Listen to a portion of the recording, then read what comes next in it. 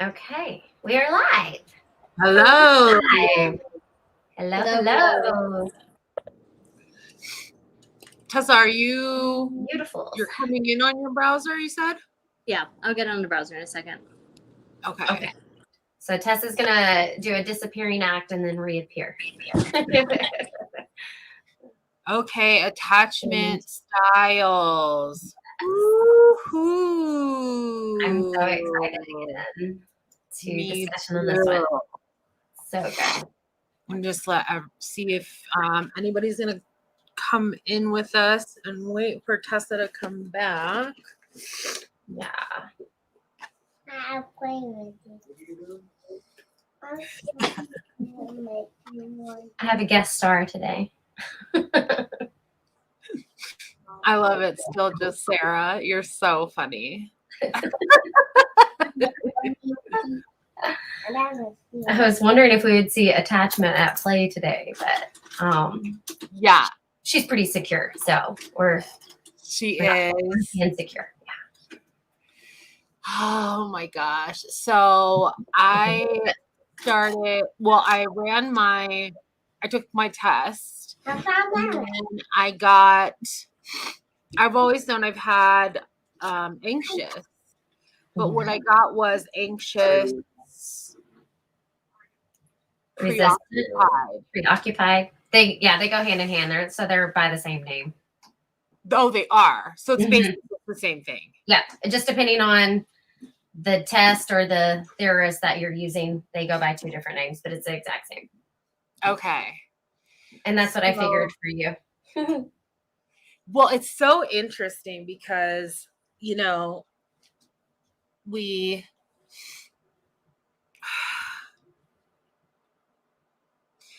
it's like we experience different levels of this with different people. That's what really comes out for me, right? If I'm around someone that's secure, my anxiousness dials way down. Yeah. And I am straight up as secure as I could possibly be. Yeah. But if I'm around an avoidant, it drives me in bonkers. I lose my mind. I straight up lose my mind. Yeah. So I wanted to, I guess, kind of start with the history or where this even came from. I know there's some people that are going to be watching and maybe even tuning in later that don't even know what we're talking about with attachment styles. They've never even heard of it. Because I know there was a time, oh Lord, it's probably been a year ago now. And I know you and I were having the discussion of attachments. You just read a book or something and was talking about it. And and I studied it in psychology because it originated with psychology, with a psychoanalyst. And I know Tess at that time was like, what are you guys talking about, attachments? Right. And so it's not a common discussion factor or whatever that a lot of people know about. So I think this one, that's why I'm excited about this, is because I feel like there is a lot of people that don't even know that they have an attachment style and where it came from. No. And then when we start looking at conflicts and how you deal with conflicts and your attachment style, it's like, oh shit, okay, that's where this is coming from. Totally get it now. Now I know why I do that stupid shit that I do. So it's something cool. So keep going. Yeah, I'm actually gonna make a note here. Yeah. So it started with a guy named John Bolby, who is a British psychoanalyst, and he was the one that first kind of noticed. And the attachment styles form in early childhood. So that's when they're first established. And he noticed that as infants were separated from caregivers, they had a strong emotional reaction. But he noticed that kids reacted differently. And so he came up with, he originally only had 3 attachment styles. There was only 3 that he had come up with. And he noted it as an early defense mechanism. So just like we may project or we may be in denial, and that's a defense mechanism. So for kids who couldn't even talk yet, this was their earliest form of a defense mechanism for their ego. And around the same time that he was doing his studies, a woman named Mary Ainsworth was doing something similar. Hers was called a security theory, I think. Security theory. That was it. And when she found out John Bolby's work and hers were going pretty parallel, they ended up teaming up together. And she's most famously known for a strange situation experiment. And if you Google it, there's videos on YouTube where you can see where they do the strange experiment. Did you say estranged? Just strange. Like, that's weird. Okay. That's strange. Strange situation experiment. Okay. And it's, the videos they have are kind of old because she first did this in the 50s, but it seems like the videos that are most prevalent on YouTube are other people that have reproduced them later in like 70s. It looks like mostly it's 70s, 80s. But you can see they do the experiment with little kids where they, hi Tessa, welcome back. Hi. Welcome. Where they purposely set up a playroom and they will have a child with their caregiver, and then they make the caregiver leave and the child's alone. And then they send a stranger in. Some of them preface it where the stranger and the parent are together in the beginning, but the kid still doesn't really know the stranger. But then when the parent leaves, they're just left with the stranger. So it's been done 2 different ways. But regardless, what you're looking for is what happens when the parent comes back into the room, because the kid is typically going to be a little distressed when the parent first leaves. Then when they come back, that's when you look at how did the kid react. It's, were they easily comforted by the parent? Were they pissed off the parent? Were they desperately trying to get comforted, but they couldn't get comforted? Like, how did they react? And that's how they start looking at attachment styles. But the cool thing is, and kind of uncool, is this actually follows you to adulthood and it affects your relationships as well. Yes. Oh my gosh. Holy. So Tessa, I was just given a brief little history of how attachment styles came to be with the psychoanalyst that came up with the experiments and such. I was listening. I just turned everything off. Okay. But yeah, that's crazy. I didn't know all that. That's insane. Super interesting. They did later come up with the 4th, so there are 4 attachment styles. FYI. Yes. What were the 3 original? I think I missed that part. Well, I didn't even say them, so you didn't miss it at all. The 3 to begin with were secure, and then there's anxious avoidant and anxious resistant, or anxious preoccupied. And what was the 4th one? Oh, secure. The 4th one that got added later is disorganized. Oh, disorganized. Okay. Also known as fearful avoidant or fearful ambiguous.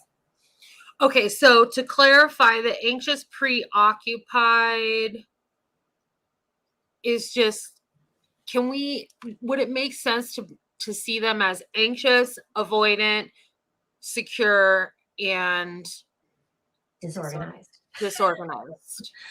right? Kind of.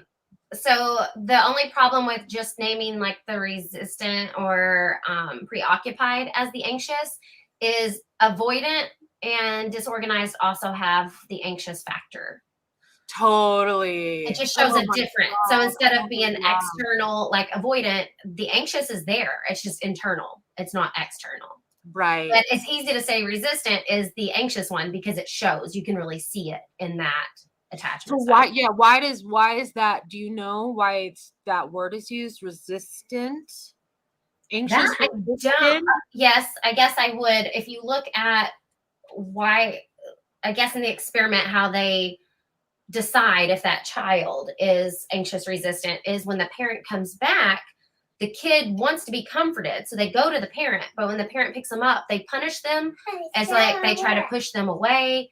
They're resisting. It's like, now I'm mad at you. I love you, but I don't want anything to do with you because you left me. So would that be considered the one that's avoidant? No, that's anxious. Avoidant is not even looking for comfort. When the parent comes in, they're like, I totally ignored you. I didn't even see you walk in the door. Don't even care that you're here. So whereas the resistant is, I see you, I want you, but I'm pissed at you. Okay, anxious preoccupied, anxious resistant, and anxious avoidant. Yeah. So everything that's not secure is anxious. Pretty much. For sure. Did you guys because when kids say they have anxiety, it's can be a real thing. Did you guys both take that test too? Mm-hmm. That was so cool. I like didn't know that that was a test that you could actually take like that. And I didn't realize that actually when Crystal had made the announcement for the episode, at the very bottom of the verbiage was a link for an assessment, and I didn't even see that. I totally missed it. Yeah, there's a few online, so There are a few different ones. Yeah. Not really sure which one is the one, you know. Yeah, and I don't know if there is one better than the other. I went to look at a second one, and it seemed to have very similar questions. And so I feel like they're very similar. I already knew what my attachment style was, so I just took it to see if it gave me what I was, and it did. So I was like, okay, I feel pretty okay with putting that link up. What are both of you? I thought we were going to kind of pin and go into what our individuals were in extended. Okay. Right? Were we? Yeah. Pin that. Let's pin that. Because I think that'll be really good for extended. Yeah. So did you guys know anything about like how it affects you emotionally or how it shows up in adult relationships? Yeah, I learned about it probably 2 years ago with a therapist. She was like, you need to read the book Attached. I was like, all right, cool. And it really transformed the way that I see myself and everyone. And everyone. Yeah. Just what I'm finding so interesting about it is, you know, there's the feeling of secure, which feels so yummy. It's like, I'm secure, I'm good. And how that can fluctuate. So I'm always in a place, well, see, this is interesting that's coming up because what's arising for me and what wants to be said right now is that I took the quiz and I already knew my style anyway, but I feel this desire inside of me to want to continue to cultivate a world where I'm showing up and unfolding into a more secure attachment style. Mm-hmm. And that's bringing me to this place where I need to fix myself, right? There's something wrong, where that's what's really showing up is where I'm like having this experience where I took my quiz and I was like, yep, I'm not secure. Not fixed yet. I'm not fixed. I'm not perfect. Damn it. I thought I was. And then, I caught myself, having to say, just wait a minute, it's okay that you are here, that this is your style and there isn't anything you need to fix. It's about listening to that part of you that is like, in that struggle, or it feels like it's in a struggle. And when I can start to listen to that style and be present with that style, there's so many gifts in there. And that's what I've been learning about myself within the last 2 years since I've learned about the attachment styles. Is just, wow, I hold so much power right beneath that, style that I have. And the more I tease into it, there really is. There's deep security underneath, but it's not about looking at it and hating it and being ashamed of it or wanting to push it away. It's about feeling into it and saying, I accept you. This is purposeful that this is my style. And it's core wounds that have brought me to and helped me develop into the person that I am, who I like, So yeah, it's very interesting to kind of look at it and not want to change it though, for sure. Because being secure is so comfy. Yeah, for sure. Like you said, the little gifts though, I think there's growth. There's always room to grow and learn. And that's what those gifts are. For sure. So I feel like I don't know as much as you guys do with attachment styles. But listening to you say that, Crystal, that made me think of the phrase or quote, whatever it is, that depression is when you're stuck in the past, anxiety is when you're stuck in the future. So to me, if that's one and that's the other, then security is in the present and staying in the middle. So as you're dropping into that and you're accepting it and not wanting to fix it in the future and not wanting to live in it from the past, you are then secure by being present with it. Mm-hmm. Absolutely. Yeah. Are you thinking a La Croix with a straw? Yeah. Oh my God, that's so much bubbles. Hello is so good. It is a lot of bubbles. There's like bubbles coming out of the straw. Oh my God. There's so many bubbles. Oh, it is. Look, it's coming I out. know. I've seen it. There was this moment a while ago where Crystal was having a really bad day. And so I sent her a little pick-me-up present. And it was a case of La Croix and a sex toy. Crystal's probably like, you know me so well. And My her girl text knows was, me. "No My one else girl was knows a me. sex toy and a case of La Croix." Perfect. Perfect. Oh, you are so What a gifted. generous like that, gift. Lisa. I know. I'm so not used to seeing a kid in the background. I keep thinking that I know. like, oh, my sixth sense is kicking in. Look at that child. Right? A little ghost child in the back. Oh my gosh. Her parents they just had a baby. They were in the hospital today, and literally right before we got on here, they had the baby. So I'm being a good friend and keeping Liv while they got to have her baby brother today. So that's really cool. Congratulations. Yeah. So I remember the first time that this came up that we were talking about it was when we went out that night with your friend, Crystal. I don't know, probably shouldn't say names, but we were walking through Boulder and we started talking about the different attachment styles. So that was like good the first memory. of it. Do you guys remember that? Yeah. Yeah. I do now. I knew, well, and like while you were switching over, I knew there was a time where we were talking about it shortly after Crystal had read her book. And I knew at that conversation, you were like, what are you guys talking about? But that's all I remembered. I didn't remember like the surroundings or where we were or anything like that.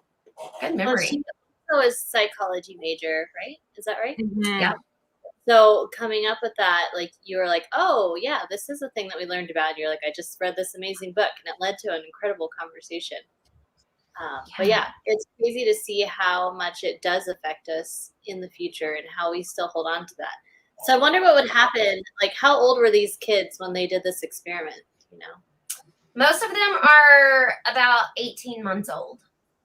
oh, they're like babies. Yeah. Baby. Yeah. Like this is happening at infancy, which is why they say it's super important for the parents to not just physically be there, but emotionally present as well, because kids are already very young picking up on that. Another really cool experiment, if you hang on to what you're asking about with the experiment, another really cool one they did was with monkeys. And they fabricated a mom monkey out of wire mesh. And then they had another mom monkey that was out of wire mesh, but they covered her with like a terry cloth, so it was softer. And when they gave the baby monkeys the option, all the baby monkeys would flock to the terry cloth monkey if they had the choice. And then they also did a second one where they had some baby monkeys that only had the wire fake mom. And then this group had only the terry cloth fake mom. And the growth and emotional development in those monkeys was far greater than the ones that had the wire fake mom. Huh. So it was something to do with also like cuddling and the soft and closeness that affected their growth and emotional development, which is really interesting. That is crazy. Yeah. So are these things that we think are coming over from like generational past life wounds that are coming in with us, and so they're already developed when we come out of the womb, or happening in the womb before we're actually breathing air? That's a good That's question. a really good question. I thought of that. Yeah. I'm like, I was only thinking of present mama and papa. So present mama and papa, and then also mama in the womb. Like mama, like when you're the baby and you're in the womb and you're feeling all that she's going through, all the, you know, whatever that environment is. But even, yeah, that's a really good question. Yeah, as far as the energetic lineages or to be passed down through ancestral wounds. Wow. That's a trip. Yeah. I mean, they're really, you know, it's even wild to me to think about, well, what I've heard it pinned into is like when you're, you know, your baby is a newborn and you leave it in, you know, the letting it cry or not, or picking it up. Like this is like one of the things that like creates this, if they have to, if they're just going to be avoidant to attachment because they were avoided, or if they're going to, you know, feel that comfort and step into security and attachment because they were comforted and soothed. It's like you have to learn how to self-soothe, or you know, or it's how do you learn how to self-soothe? You know, can you do it with other, depending on other people, or are you just gonna have to figure out how to do it yourself? And I think for sure we can bring that over from generational or even ancestral or past lives. So going back to that, depending on other people, that would be the anxious attack, or what was it called? Anxious, not resistant. What was the other one? Anxious. Avoidant. Avoidant. Avoidant. Wait, isn't it anxious? Wait, what are the four again? Preoccupied, anxious, resistant. Well, that's the same. Oh, it's the same. Okay. Okay. Thank you. Preoccupied and resistant are the same. Thank you. And then there's anxious avoidant. Insecure and then disorganized. I'm going to write this. Obscure. Yeah. Insecure.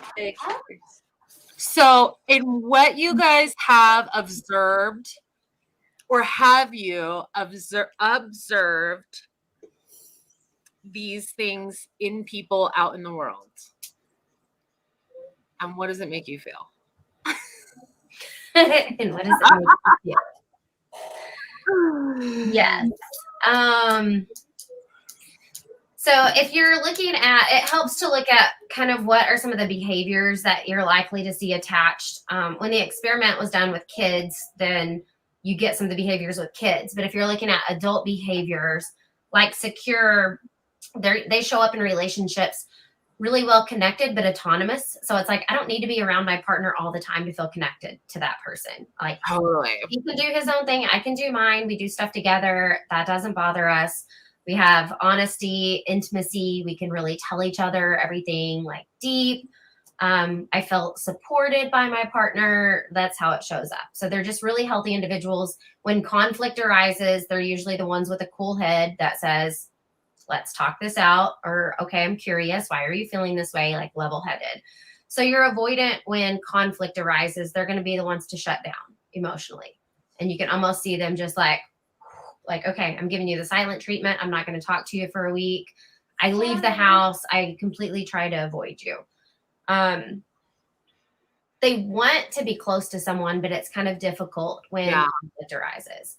Or if they feel like they may lose you or that relationship may come to an end, then they also shut down, because it's almost like, well, let me get rid of you before you have the chance to get rid of me. Like, it's a fear of rejection. The anxious resistant or preoccupied is, they may have a real desperate need for love and attention. They want love so bad, but oftentimes with conflict, they'll push their partners away almost unpurposely, but they do. And then it may show up sometimes as being clingy, or they may be just demanding or easily upset over little stuff. Your disorganized is the ones that's a little harder to tell, and they're rare. So they're more all over the place. They're going to dismiss feelings instead of acknowledge them. Instead of being like isolated, they're more ambiguous. It is a total numbness. I don't feel anything. And they are drawn to their partners, but they are also afraid of their partners. So there shows up a lot of come here, go away, come here, go away. Yeah. And I'm going to be the victim on top of that. Mm-hmm. And so you'll see a lot of like, I love you. I hate you. Why do you do this to me? You make me feel like this. It's all because of you that I'm blah, blah, blah. Oh, come here. I'm so sorry. I love you. I need you. You're the greatest person. Give you compliments. Fuck you. Get out of here. Why do you always do this to us? I can't believe I'm so brokenhearted. Like all over the place. So they're a little more rare, but they're very disorganized. Wild. They're so wild. Yeah. They are. And I have seen a disorganized. I know a couple of those, dude. They're wild. I grew up with one, and I didn't realize it until I watched on one of the YouTube videos. I was telling you could YouTube some of these, and we had seen an adult version of a disorganized. And I was like, holy shit, I know her. I know her personally. Like, oh, okay. Makes more sense now. We should start bringing those in. Like when we find short little YouTube clips, we should go live with or share a screen and do something. Yeah. Good idea.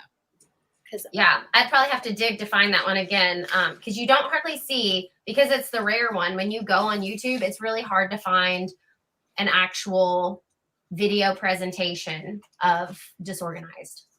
Huh.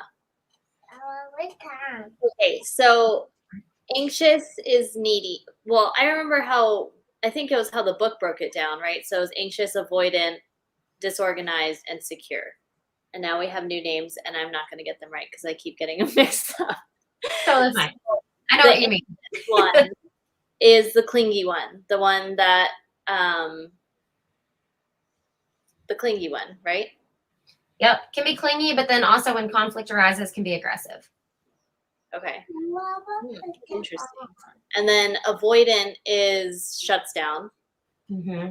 And secure is I'm good, you're good, we're all good. Let's rationally sit down and talk this out. Disorganized is bounces back between anxious and avoidant. Is that right? Kind of. Yeah. It's kind of a mix between the two. It's basically, yes, I love you, I hate you, and I'm the victim. All in one. Yeah. So interesting. I want to talk about what we all think we are, because now I want to know. I know. Are we into, I'm like, how far along? We are almost right at that extended point, really. I did want to go, and we're easily going to go into extended and be able to do this, because I also have one last thing to talk about in regards to this, because I know when I'm looking at different attachment styles, I'm always, when I see like, oh, this is how it can go so wrong, and this is how the healthy part looks, then I'm always like, okay, cool. Well, then can I change it? Can I go to the healthy version? What do I got to do? So, Crystal, you already kind of touched on this, which I thought was interesting.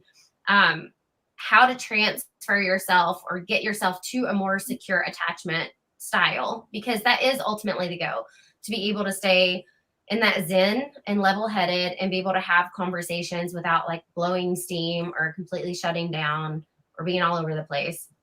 And some suggestions they gave were, one, to know yourself. We're all about that self-analyzing, really dig deep into who am I? What are my thoughts? What's my purpose? What's like any question you can ask to get to really know the true root of who you are. The other one is to get in a relationship with someone that has a secure attachment already. So, Crystal, you said, whenever I'm with someone that's secure attachment, I feel more secure. Like I can feel myself just already being so much better. Oh my God. It feels so that has a real effect. I mean, not everybody's just going to instantly be able to recognize who's secure right off the bat. So I think that takes a little bit of trial and error, but it is a real thing. You're on the test before you go on a date. Right? You take this test. Oh shit, I can't date you. Sorry. And do your Myers-Briggs your disc if you're at it too. Right? I have a plethora of assessments I need you to complete first. Also, spend more time developing things that you're already good at, because then you're going to be in flow more often. and you're building your confidence because you're already doing things that you love and you're good at. And building the self-esteem and your self-confidence is part of getting to that more secure attachment style. Once you've done that, after you've been really building on things that you're really good at, they say then start taking calculated risk. Nothing dangerous, but stuff to start stepping out of your comfort zone a little bit. From there, also they recommend strengthening your body, because when you're actually physically strong, it correlates with being mentally strong. So working on your physique of just getting stronger. Be aware of self-talk. We've said this so many times, words matter, and it does. So catching your negative self-talk, being more compassionate with yourself. And when you catch yourself putting yourself down, then going into that, what would I tell my best friend if they were here? Would I talk to my best friend this way, or someone I really love? And if not, then cut it out with yourself. Show yourself compassion. And last was insight and understanding, realizing that why things happen the way they did and how it has developed you as a person. And like you said, Crystal, the little gifts that you've got to learn along the way. So knowing that any attachment style, even if it's an anxious or a disorganized, isn't bad. It's something to learn from and grow from. So those are just some extra little, if you do take the quiz and you're not a secure attachment, and it's like, okay, well, shit, how do I do that? Those are some ways to get a little closer to secure attachment. And I'm not a secure attachment either, so I have work to do as well. Thank you.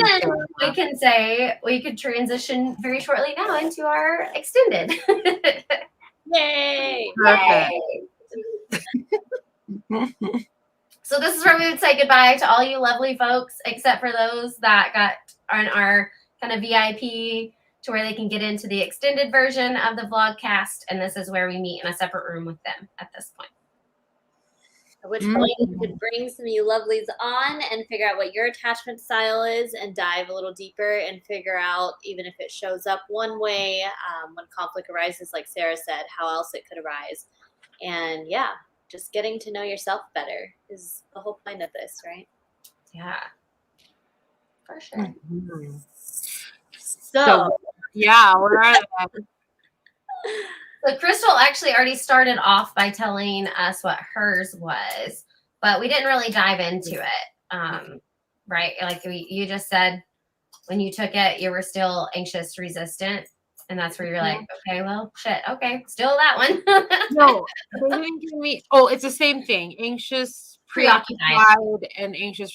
I didn't even know that was about those other two words, but yeah. Other scientists come in and they feel like they have to put their stamp on it, so they add words and they don't need to, but that's what happens. I went into the quiz thinking, oh my God, I'm totally going to get probably something closer to secure. And it was no. I was like, I've totally been doing my work, And yeah, that's where that judgment came in, where I was like, what the fuck?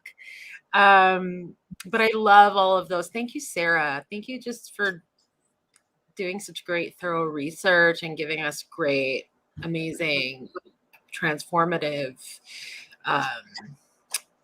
exercises, facts, really good stuff. So yeah, even all those things to step forward, into a more secure attachment style. I am currently in a marriage with I think he's disorganized. He's disorganized for sure. And it drives me nuts, right? You guys know that, but maybe the audience doesn't. And what I've been doing is really trying to use that experience to grow my own security. And let it bring out like, oh, there's my insecurity. Okay, let's go into it. Let's listen to it. Let's see what this is about. And I mean, it's constantly in my face, so it isn't comfortable all the time, but growth is my number one emotional human need. So I'm like on the growth train. Yes. In the anxious and disorganized mixture. But I listened to a gal, I think her name's Jessa Reed, and she is a comedian. She had a podcast called Soberish, and she is amazing. And she really brings a lot of light how to, like, when the anxious and the avoidant get together, this is when, and the book talks about it too, attached. This is, there's a tendency for these two to be magnets. There's a tendency. And that's where I started with my husband. I was like, oh, you're totally avoidant. And he does. He's more avoidant than anything.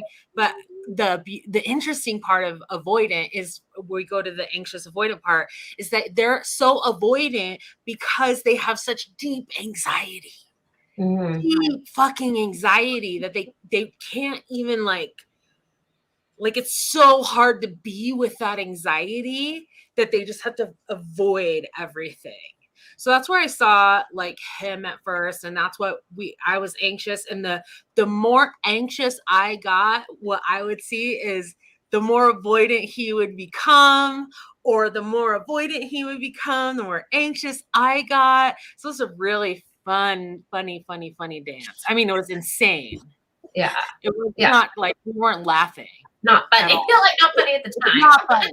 But it's funny looking at it now, where we have like a better view of it, where it's self-awareness, we processes on it. But yeah, I saw the disorganized in there too, where I was like, whoa, man.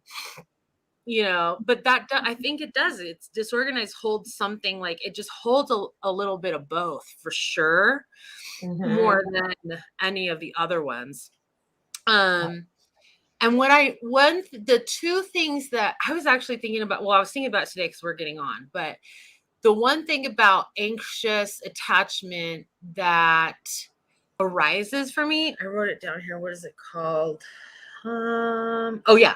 So it's like when the anxious does this thing where it becomes activated. It's like, oh my God, all right, now I have to care. I have to overdo, I have to overgive, I have to show up in this way, shape, or form. But what happens to in the avoidant is they do these like strategies to like, there's a list of all these strategies that they'll use to avoid. And what it is with the anxious is that they'll get activated. They'll be like, okay, I'm going to start like looking at this person's social media, or I'm going to like, start dialing them, or thinking of them, or, thinking of ways that I can overgive. It's just very interesting to see these pathways that we create and that were created so that we can cope with just being in our bodies. Pure neuroticism. Wild. Just we become neurotics. Totally. It's a real thing. Yeah. So then the practice would be to breathe, right? To go to the lungs, because the heart is like in the past, and the head is in the future, and the lungs is like right here. It's like present. So tenderness, presence have really got me and my husband, who showed up as like that, and it still shows up, but it's way more vanilla in a good way. Enjoying the vanilla. Yeah. I'm like praying for fucking vanilla right. Wait, so you said that you think that he's disorganized, but you're referring to him as avoidant. So how does that show up differently? Yeah, I think that he is an avoidant disorganized is what I feel like he is. Like he's like a strong avoidant, but he'll do this like I like you, I don't like you, I'm in this, I'm not. Like he'll do that back and forth. Mm-hmm. And I'm over here going like, oh my God, I'm so anxious. That's probably actually worse for anxious, the back and forth, than just being avoidant, right? Or which one? Say that again. Which one triggers you more, the avoidant or when he's ping-ponging back and forth? Good question. That is a great question. So the back and forth, which now, you know, oh gosh, which actually now, I mean, just to be totally transparent here, I'm not trying to hide anything. Like, I see that as like a form of, and I think we all do it to each other on some level. Like, I feel like it's abusive. Like I'm in this, I'm not, I'm in this, I'm not, I'm in this, I'm not. Like, it had my like anxiousness, like, but okay, I'm good. And then I'd be like, oh, and then I'd be like, yes, good. And then it's like, oh my God, again. Right. And you guys have like gone through that path with me and you've seen it, but it's like, I mean, he didn't look at it and go like, I'm abusing her, right? Or anything like that. But there's this like tendency, and not, I'm saying that people do this without knowing they're doing it, is what I'm saying. And for sure. You know, we can look into these attachment styles as like part of the core of those things, I think. And for me, like, when at first I saw him as an avoidant, so that's really triggering for me. I think that's the most triggering thing, period. So that would be the answer to the question. But then as I got further into it and I saw the back and forth is when I began like, okay, now that's not so much of a trigger. That's now like a boundary where I'm like, if that can't get figured out, I don't know if I can do this, because I know that if that particular behavior continues, this will not work out for me, because I can spend my whole life doing that, you know. Right. We'll see if it works out. So anyway, now things are, I don't know, we're steady right now. We'll see what happens. I'm curious, Crystal, when you were taking that test, because I know you were like, okay, this one's going to show up a little bit more secure because I've been doing the work. As you were answering the questions, did you start then though realizing like, this may not come out secure at the end?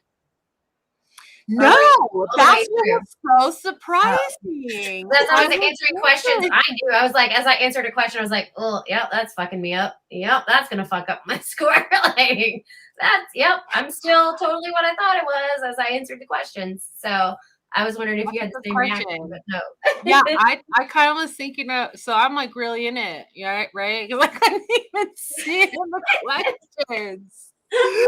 I'm like in Blindsville over here. Blindsville. Oh my You were God. so secure though. You were totally present. That was it. Yeah, I was secure. I was getting secure. I was like, I'm getting secure this time.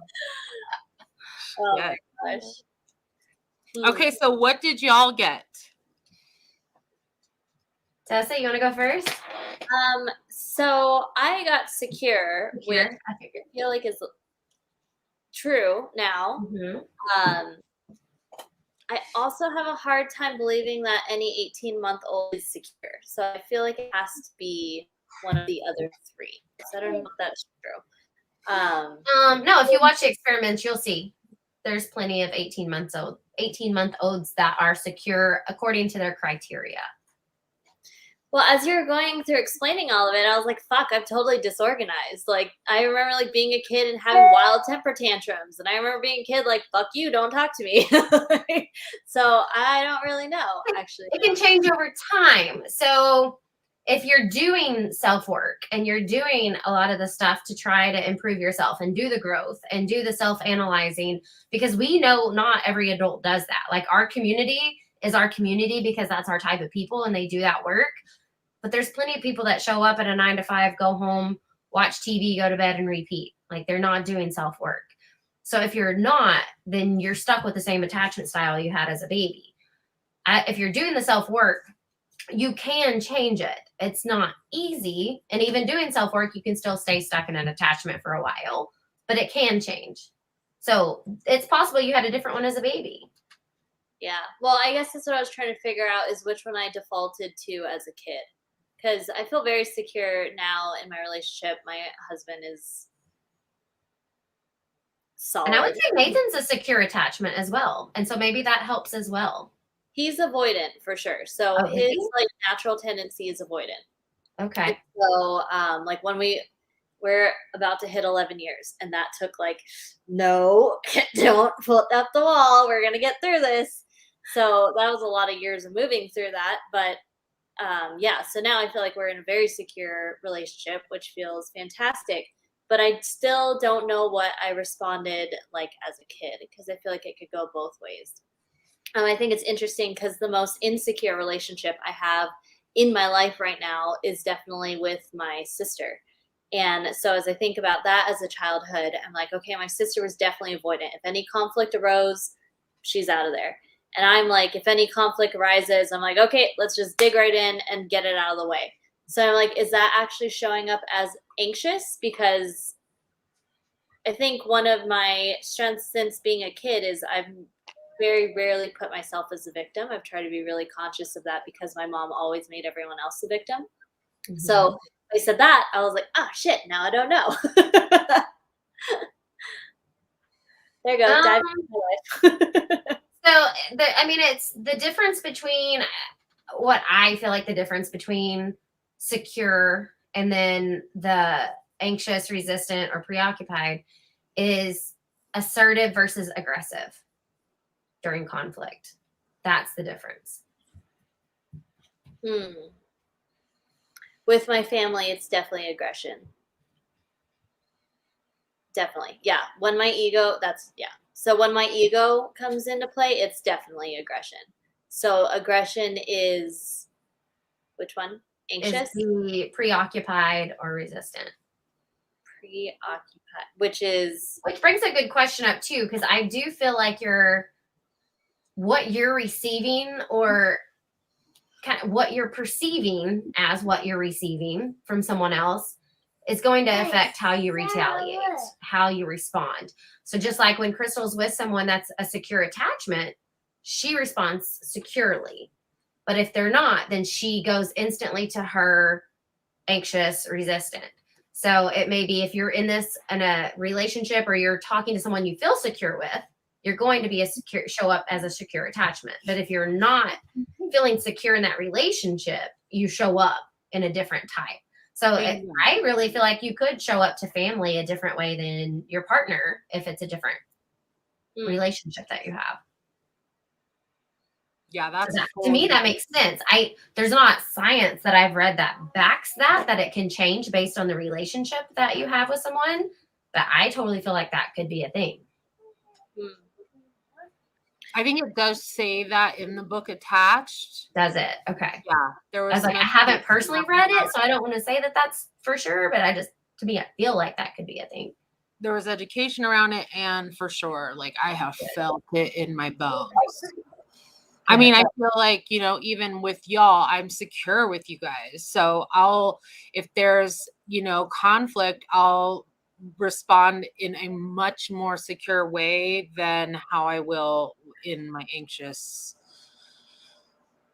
And the more secure I become in the anxious relationship, in my marriage, the more secure it becomes. What I'm finding is the more secure it becomes, the more less anxious I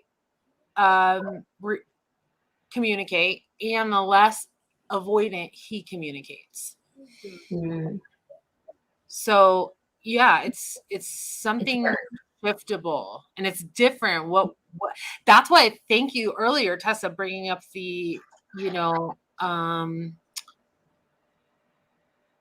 like on a soul level, right? There's like this, like us meeting each other and finding each other and being either, I came to this life with these parents that nurtured anxious or avoidant, and we knew we were gonna, that's really my visceral experience. Is like, we knew we were gonna find each other. We made this soul pact, this soul agreement. Me and my husband, we're going to come into this and fucking struggle, like straight up. We're like, oh my God. I'm like, I've never talked to anybody like this before. This is how anxious he would make me. I've never talked to anybody like this before. I've never had these feelings toward, like, gnarly, wild, crazy feelings about someone or in a relationship before, but it's because I've never been standing next to someone so avoidant. And it really, but then, you know, I have my past relationships where there's been security and it's just like easy flowing, beautiful, like able to communicate from a place of deep compassion and empathy and presence, right? So interesting. So for sure it could change. And then your soul was like, nope, boring, give me more. Yes, exactly. Yes, so much that now she's like, please give me vanilla.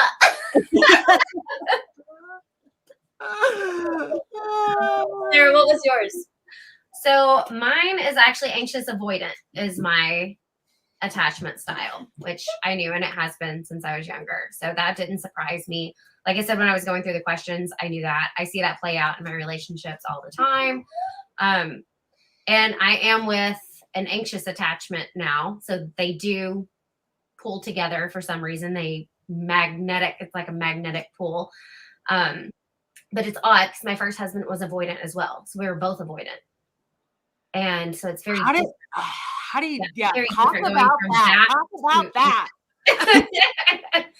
So avoidant, the reason it didn't work is because we never talked about anything. So both parties, we wouldn't speak for weeks. No one would hardly cave in until something came up to where we had to talk about something. And it was with the kids or something in life. And it's like, shit, I have to ask him this question. So I got to break first. I've got to talk first or vice versa. And it's this game, you know, and then you do, and you talk about that thing that's brought to the table. And then it's like, okay, well, I guess we're talking again. And we just go on about normal life. And it's never discussed what the issue was that we went silent about for a week. It's just, well, that's gone now until that same problem comes up again. Avoidant and then never resolved. It wasn't avoidant and then discussed. It was avoidant and then just dismissed. Yep. Huh. Interesting. And so with anxious, it's very different because it is in your face, like, no, we're going to talk about this. And you're right, Crystal, like when you have the two different correspondings in conflict, what you see is an avoidant is like, I don't like conflict. I don't like confrontation in general. I just want things to be easy peasy going smooth. And when it's not, then it makes me anxious, but it's internally anxious. Right. And the preoccupied person is the one to say, let's talk this shit out. We got to work it out. And the avoidant's like, nope, emotions are heated. Things are going to be said and we need to calm down first. And anxious says, nope, we got to deal with this shit now. I don't want you walking away. And avoidant said, no, we need to cool down. And anxious is like, fuck you, I'm going to chase you out the door because you're not leaving here until we get this shit fixed. And avoidant's like, you're fucking irate. I don't want to talk to you right now. And that's how this game is played between avoidant and anxious. Okay, so that clears it up. When you say it that way, then I definitely my base is preoccupied. Preoccupied Or resistant. Yeah. Well, that's interesting because you're saying Nathan's avoidant. So it's like, that will be the pull in of, yep. I even said that. I was like, then I have to draw it out of him. Like, nope, we're fucking fixing this. So that's interesting. I want to have, if everyone that watches this posts what your attachment style is and also what your sun sign is and your moon sign. I'd be really interesting to see how that shows up.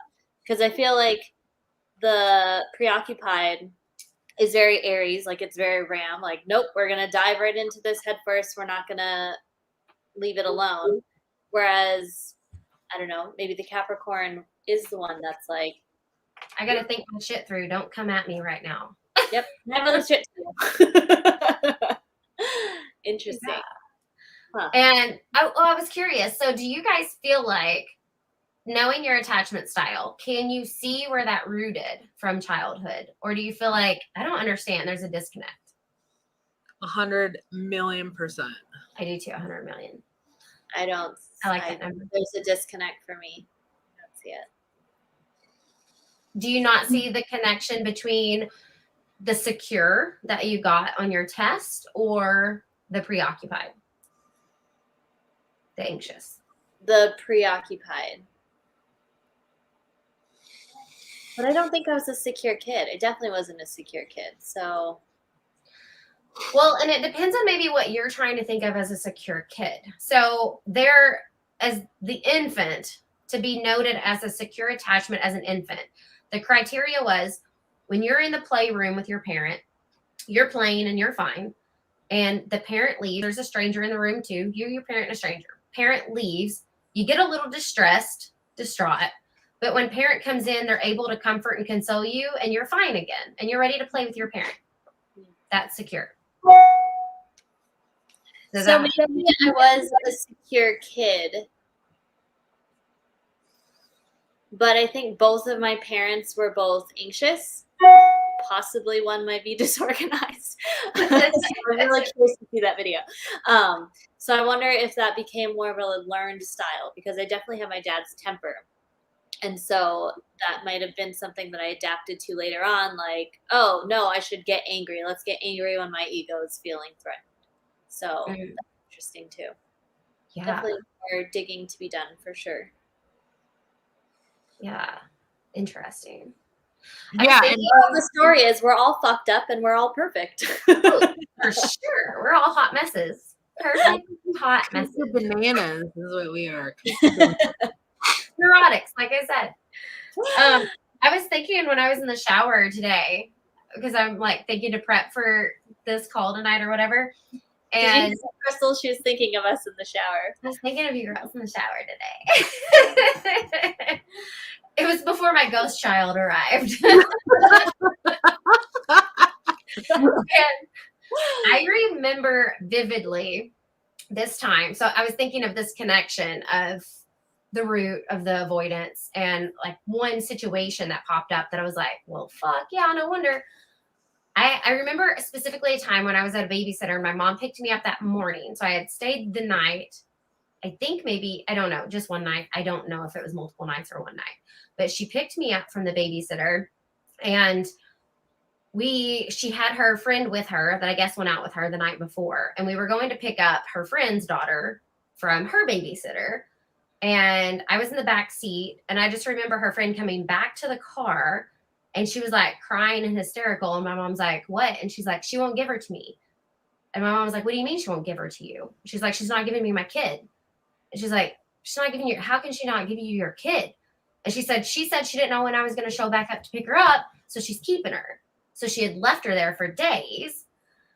And mom's like, she can't just keep your kid. And she's like, she's not giving her to me. And we left, and she didn't have her kid. And I remember sitting in the back seat as a child just thinking, shit, can that happen? Like, if I go to a babysitter, they can just keep me. I don't go back home. That's a thing. So I remember you telling this story. Like, okay. Holy shit, like that kind of stuff. Or just like even coming home from school and not having, it's like, oh, I'm a single mom with all these kids.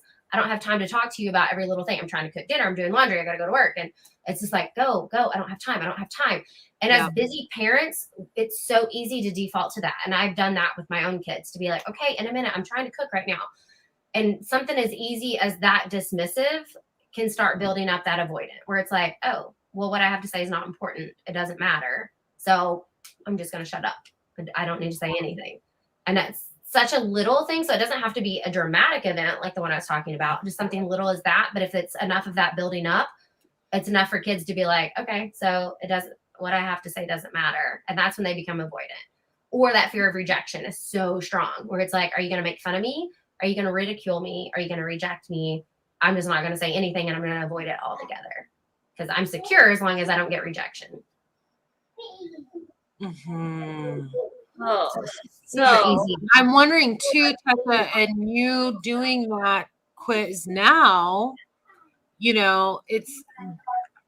I'm reflecting into, okay, so if I was in secure relationship right now, if my answers would have been more secure.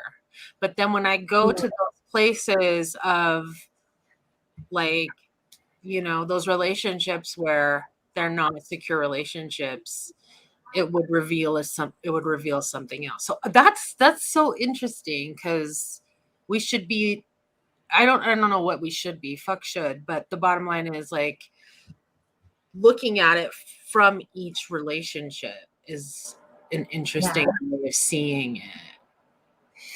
True. Because like you said, with you guys, I feel I don't really show up as avoidant.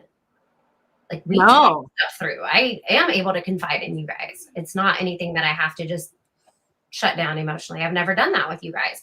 So it is a secure relationship. So I do feel like I show up to this as a very secure attachment. So I do think it depends on the relationship. Oh, that switches. Very interesting.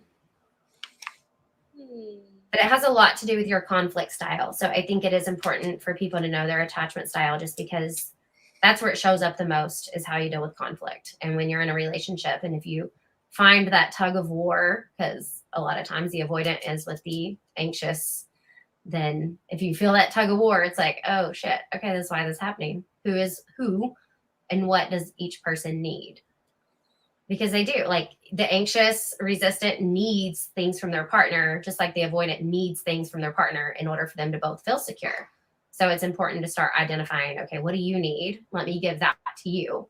This is what I need. And in hopes that in return, they give that to you. So this is all on a scale too, right? Like disc is measured.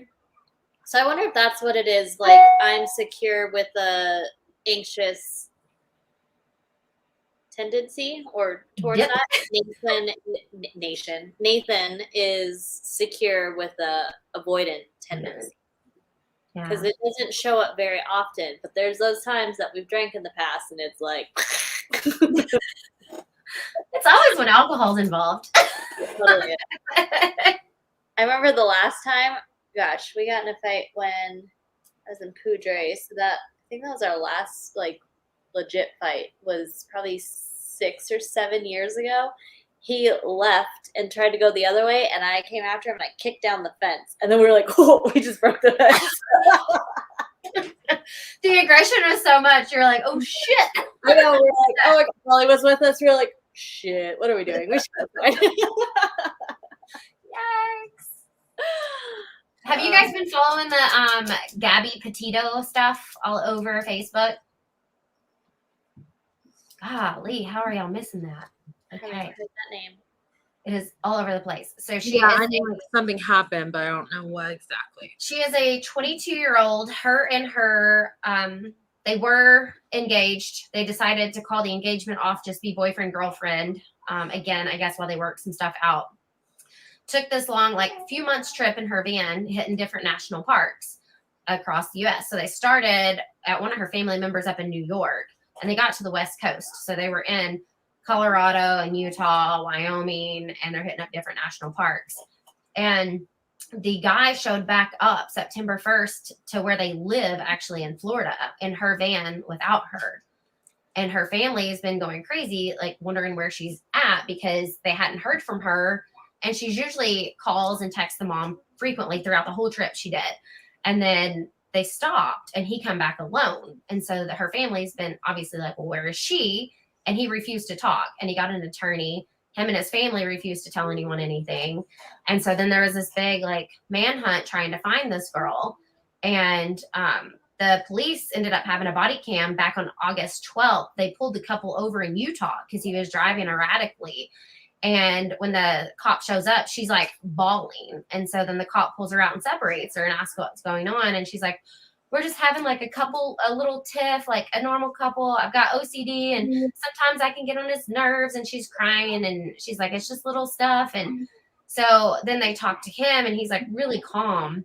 And he's like, yeah, she can just be crazy, but it's just like normal couple stuff. It's whatever. And after an hour of going back and forth with both of them, and the whole video is released, they decide to separate them for the night. They don't file any domestic charges. He's got scratches on his face from her phone and her trying to hit him. And he said he just locked her out of the van because he wanted her to calm down, and she wouldn't. And then they got into it, and he was trying to push her away to get her to walk separate to calm down. And she was like fighting him with her phone in her hand, scratched him. They were going to charge her with domestic abuse, but they decided not to file charges. They let them separate for the night and went on. And she ended up, they found her body. She's dead. So, and he's missing now. No one can find him. And they've done the autopsy, but they haven't released the autopsy report yet. And so it's just been this huge thing. I'm so shocked that you guys haven't really heard or seen it. But and like within a day or two of her turning up missing, I think it was a lesbian couple at like a campground over from them. They were just like 1 or 2 campsites from them, turned up murdered. Both of them were murdered and their bodies were found. And so it's been like this huge case all over, like this biggest true crime in America right now. Oh. And so I started going through that thinking of just like, what are their attachment styles? You know, so I was going through it, but it's like based off his story, he appears to be avoidant. But then later you come to find out too, a 911 tape has been released from a restaurant that they were leaving right before they got pulled over by the cops in Utah. And the guy that called in the 911 tape called in on him. He was slapping her in the face multiple times. So he really wasn't avoidant. He showed up to be the victim of her being crazy. And I think she was just nervous or scared and took up for him and didn't say anything. So I think she was just fighting back. But if you hear his story, he appears to be avoidant. But the 911 call shows that that's probably not the case. They may have actually been too anxious resistant together, is what it sounds like to me in reality, which I'm like, I know how avoidant worked out, but to see anxious together. Oh my gosh. Be a shitstorm. Whoa. Yeah. Oh my gosh. Anxious. It's just like you're both literally attacking each other. Well, love for her family. Yeah. So sad. She had just started doing a vlogcast too. She had quit her job and was starting a new vlogcast and was taping them going to these different national parks. And that was kind of how she was starting. And yeah, so sad. If you see the video of her, she just looks like the sweetest little, tiniest little thing. And so it's super sad because they ended up finding her body this week. It was Sunday, actually, they found her body. And the father identified her. That you would definitely find your attachment style quickly is by putting yourself in a small space like that. Like being in our RV, looking back, I don't know how we survived, like with a kid going through puberty, growing up, like it's very apparent what their attachment styles are after doing that. So that's crazy.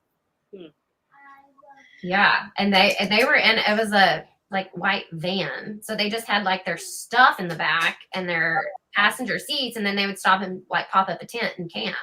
So it was definitely very tight quarters for months. I think they started their journey in June. Wow. Yeah. So crazy. But you're right. Small spaces like that or a long-term travel, you're definitely going to see your significant other's personality. Tad would start getting road rage as we did our first big trip to Minnesota, and he's like all cussing traffic. And I literally put in my earbuds because I'm like, I can't deal with your heightened fucking aggression right now. And I'm like, put my earbuds in, listen to my own music. So it's like totally apparent our attachment styles just on a road trip to Minnesota. I should have known the first time I even drove in a car with Jeremy and we had just started hanging out. Like, for an hour and a half, he brought his computer and his headphones. Like we were on a date. And I was like, I can see your face being like, what the hell is he doing? Like, are we not hanging out? And he's just like, oh, I mean, yeah, I just have some work to do. I thought I'd do it on the way up. And I'm like, okay, like I guess I can get that, you know, like work hard, play hard, right? Work hard, play hard. But in the back of your mind, you're also like, okay, but weird. And the anxious goes, I'm going to make it so he gets in the car and he never puts on those goddamn headphones. You know what I mean? Like the anxious is, it was just like, oh, really? Okay. You're going to avoid me? Not today, you ain't. Never for the rest of your life are you going to avoid me. So one of my friends whenever she used to get mad at her boyfriend, she would cut little holes in his socks just to piss him off. So he put his socks on. He's like, damn it, there's a hole in that one. Like, totally reminds me of something she would do. Like, just cut off the end of the headphones. Like, go ahead, put them on. Right? Let's see what you're listening to. Tad has this running joke, which is kind of like the anxious one. He's like, I just go through and tighten all the lids really tight, so she has to ask me to open something. That is so annoying. That like annoys me so bad when Nathan does that. Like, don't make me need you. I don't need you. I will literally, if I can't open something and I'm pissed, I'm like, well, then I'm not eating that. I will. We got into it. We're like gonna go out to eat somewhere, and he's like, so where do you want to go? And I'm already pissed. I'm like, not hungry, not eating.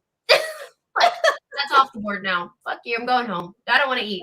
He's like, so we're not going to eat anymore? Nope. Nope, I'm done. Checked out.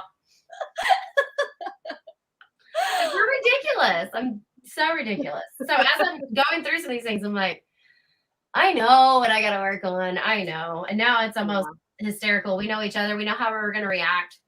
And luckily, it is a close enough relationship this time where we can talk about it and we make fun of each other for the way we react when we fight. So I feel like that's the beginning of the bridge. We're going to get there. Like, we make fun of each other right now for how we react, and we make a humorous joke. So it's like, cool. Now we know, and we make fun of it. So now let's work on it. We got awareness. Let's fix it. For sure. We should do like a relationship cam and just wear a camera for like 2 days straight. Be like, shit. Everyone's like, oh, that was avoidant. That was anxious. That was avoidant. That was anxious. That was disorganized. That was all fucked up.